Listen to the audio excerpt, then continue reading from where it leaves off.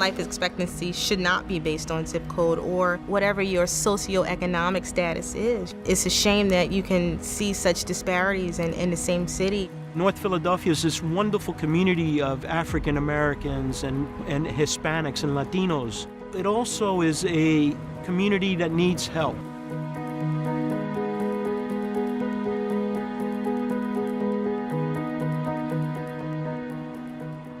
People are hurting. We don't always see it, but people are certainly hurting. The challenges are many, just simple things. Going to the pharmacy to pick up your medicines, going to the doctor and having to take 3 buses to get to the doctor. A full-fledged supermarket, there isn't one in this community. You don't see big supermarkets in North Philadelphia. So the opportunity to buy healthy food, an apple, a pear, to have choices is incredibly limited. In fact, places like North Philadelphia have been termed food deserts because of the lack of choices.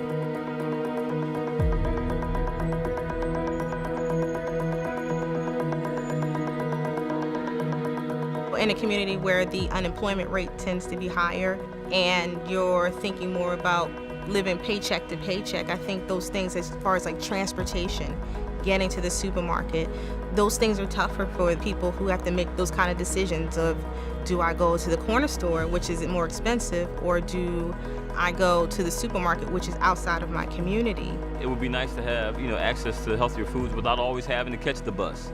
We do have, our corner stores, our mom and pop shops, which of course, because they're smaller stores, could be a little bit more expensive. So those are some of the barriers that, we face in terms of access to healthy eating. It's a poor community. Some of the poorest zip codes in the country are here in North Philadelphia. If you look at the news, all you hear about is the violence and the stabbings and the shootings. But I think we need to remember, heart disease remains the #1 killer of both men and women in this country and around the world. And it's also the #1 killer of men and women in communities like North Philadelphia. People in this community are passionate about who they are, their families, and they want to be healthier.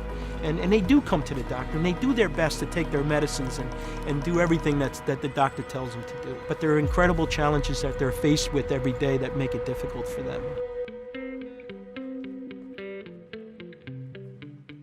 This is a wonderful opportunity for organizations like the American Heart Association to focus many of its efforts on the community level, to partner with large corporations, to partner with government, to partner with community organizations, barbershops, churches, places of worship, to focus on the needs of the community and to address those needs.